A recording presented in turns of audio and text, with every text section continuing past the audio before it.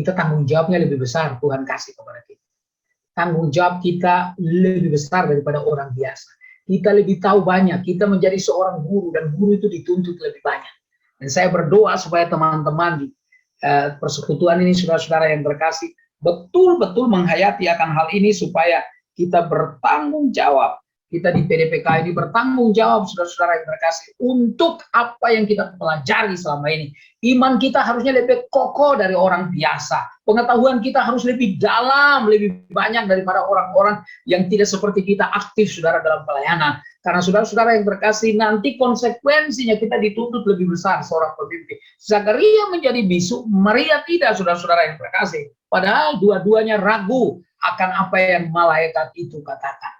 Saudara yang saya kasihi di dalam Tuhan Yesus, tetapi juga satu hal yang saya lihat bahwa dalam menantikan akan Tuhan, betul-betul yang mereka nantikan itu Tuhan, saudara. Yang mereka nantikan itu adalah Tuhan. Coba perhatikan teman-teman yang terkasih di dalam Tuhan. Ketika Maria bertamu ke rumah Elizabeth, saudara-saudara yang terkasih, pasal pertama ayat 41 berkata begini. Pasal pertama ayat 41, dan ketika Elizabeth mendengar salam Maria, melonjaklah anak yang di dalam rahimnya. Dan Elizabeth penuh dengan Roh Kudus, lalu berseru dengan suara nyaring, diberkatilah engkau di antara semua perempuan, dan diberkatilah buah rahimmu.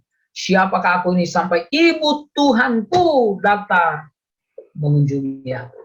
Saudara-saudara yang terkasih dalam Tuhan, jangan lupa waktu kita menantikan kedatangan Tuhan, fokus kita harusnya lebih besar kepada Tuhan daripada kepada hal-hal yang lain. Elizabeth, dia sedang mengandung anaknya, dan saya percaya ini anak, karena ini anak yang pertama yang sudah lama dinantikan, saudara, sampai kemudian sudah divonis atau dalam kebenaran medis, saudara-saudara, dia tidak bisa lagi punya anak, dan begitu punya anak pasti senang sekali. Tetapi yang dia bilang paling senang itu Maria, karena Maria mengandung seseorang yang, saudara-saudara yang terkasih, yang dibilang Tuhan, ibu dari Tuhanku, saudara yang terkasih. Artinya dalam menantikan Tuhan, fokus kita tidak boleh ke tempat lain lebih besar daripada kepada Tuhan.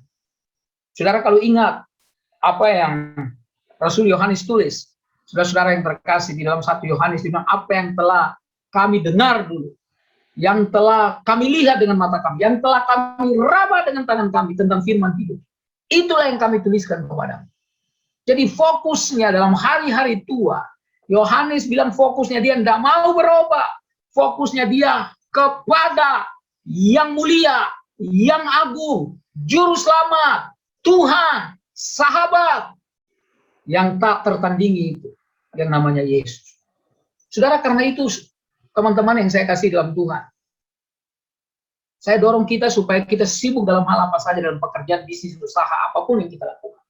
Jangan pernah lupa bahwa Yesus harus menjadi perhatian utama dan terutama dalam hidup kita. Karena semua yang kita punya itu hanya sebagai alat. Semua yang kita punya itu hanya sebagai media.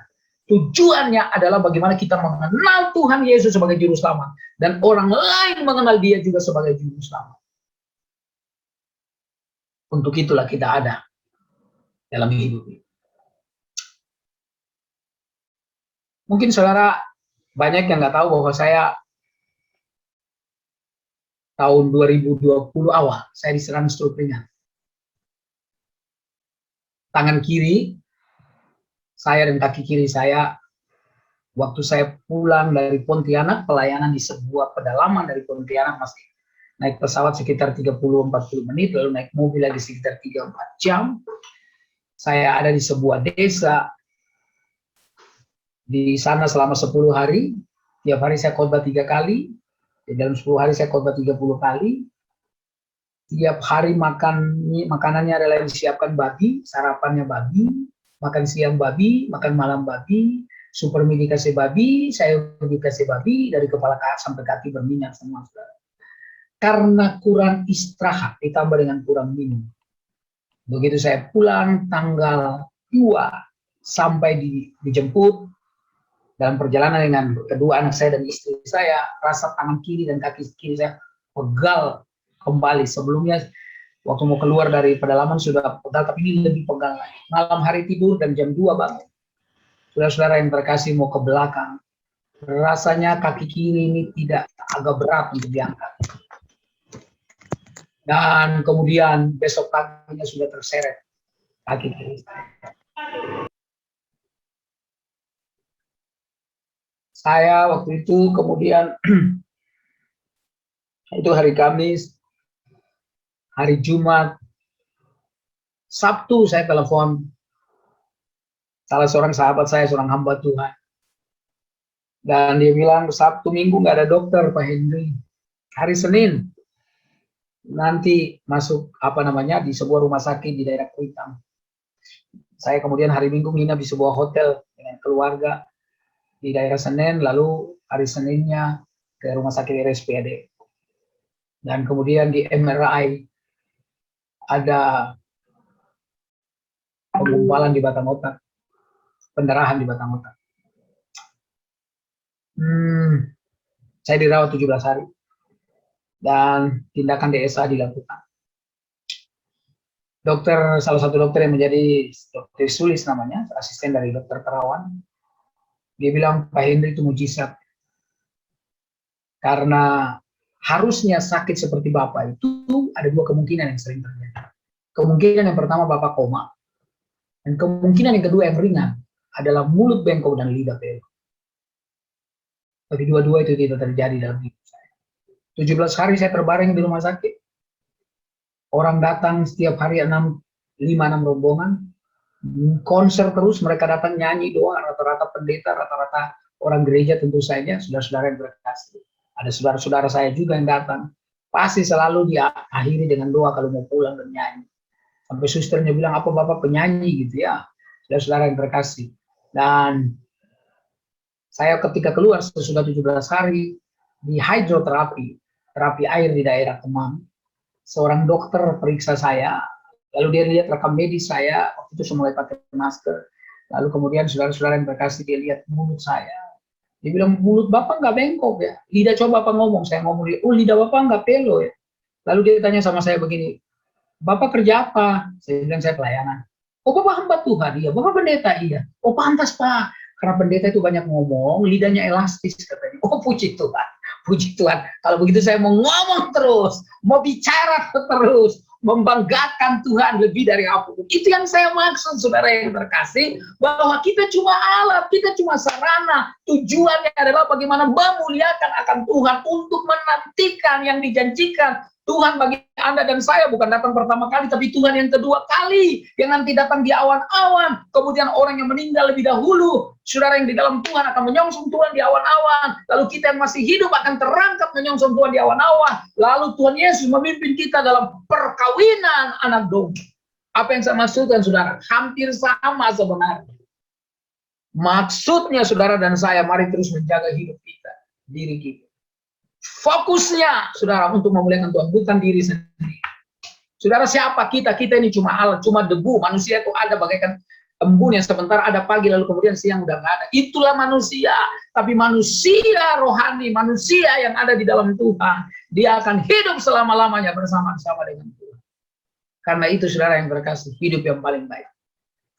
Akhirnya ini saya suka khotbah tentang Efesus pasal 2, khususnya ayat yang ke-6. Itu menarik kata di situ, yang dikatakan bahwa Yesus membangkitkan, Allah membangkitkan kita bersama dengan Yesus. Kata membangkitkan itu dalam bahasa aslinya artinya, saudara-saudara yang berkasih, membangkitkan dari hidup yang sia-sia. Hidup yang lama diberikan hidup yang baru, hidup yang diberkati, yang harus didedikasikan untuk kemuliaan Tuhan. Sekali lagi, saudara yang tadi dan saya yang tadinya berdosa, mati, saudara yang terkasih, dihidupkan bersama-sama dengan Kristus dan dibangkitkan. Artinya dibangkitkan dari hidup yang lama, hidup yang sia-sia, diberikan hidup yang baru, hidup yang diberkati, yang didedikasikan untuk kemuliaan nama Tuhan. Saudara, kalau semua orang sadar ini, gereja tidak ada yang suka gosip. Saudara-saudara, persekutuan nggak ada yang gosip-gosip. Karena apa? Semuanya fokus untuk memuliakan nama Tuhan. Karena hidup kita adalah hidup yang sudah dibaharui dan diberkati, yang harus didedikasikan untuk kemuliaan nama Tuhan. Wow, kalau semua orang begini, kita masuk dengar firman Tuhan bergairah, nyanyi bergairah, saudara masuk gereja bergairah dalam persekutuan persekutuan seperti ini, saudara-saudara kita bergairah karena kita tahu hidup kita harus didedikasikan kepada Tuhan. Dan di ayat yang ke-6 itu, Efesus 1:2 dikatakan juga begini, saudara yang terkasih. Lalu kemudian nanti kita diberikan tempat bersama dengan Dia. Diberikan tempat, saudara yang terkasih. Kata itu, saudara-saudara yang terkasih dalam Tuhan, di Efesus 2 ayat 6, kata diberikan tempat, artinya disambut sama Tuhan. Saudara-saudara yang terkasih, dipersilakan sama Tuhan untuk duduk bersama-sama dengan Dia. Artinya Tuhan menghargai jeripaya Anda. Di dalam Anda membawa orang kepada Tuhan. Saudara-saudara yang terkasih, teman-teman yang sudah lama di PDPK, jangan lupa Tuhan menghargai pelayanan. Mungkin kadang-kadang ada orang bilang, aduh dia lagi, aduh sok tua ngoni, ganti yang lebih muda. Dengar, Tuhan Yesus siap menyambut Anda dan saya yang setia kepada Tuhan. Duduk bersama-sama dengan Dia, sebuah tanda penghargaan sekaligus kedekatan khusus kita dengan Tuhan. Kalau Anda tahu kebenaran ini, saudara-saudara yang terkasih, tahun depan saya dengan teman-teman mau pergi ke NTT, mereka tanya, Bung, kan kakinya belum terlalu lancar. Gak apa-apa, jalan aja, kan ada Lulu. Bisa bantu gue kalau susah, saudara yang terkasih. Tangan saya yang tadinya, saudara, gak bisa terangkat, sekarang sudah bisa diangkat. Saudara, walaupun belum terlalu kuat, saya latihan terus. Saya terapi, berenang di Ancol, saudara-saudara yang terkasih. Dan kalau berenang di Ancol, dilarang buka mata, harus tutup mata. Bayangkan ini di Maluku, saudara, lautnya biru sekali, saudara. Sebab kalau Anda buka mata kaki sendiri, Anda nggak lihat, saudara-saudara yang terkasih. Tapi maksud saya begini, saya nggak mau dijajah sama sakit penyakit saya. Saya nggak mau, saudara yang terkasih. Saya baru pulang dari Lampung, besok minggu saya sudah khotbah di gereja Betani, di Blok M, saya langsung terbang lagi ke Pontianak, saudara-saudara yang terkasih. Saya nggak khotbah di Pontianak, saya nyanyi, diminta untuk nyanyi di sana, acara Natal. Nah, yang saya mau bilang, saudara-saudara yang terkasih, kalau kita ngerti ini, Tuhan akan sambut kita untuk duduk bersama dengan Dia. Maka saya percaya menantikan akan janji Tuhan yang Dia akan datang kembali untuk menjemput kita. Kita akan habis-habisan dengan Dia.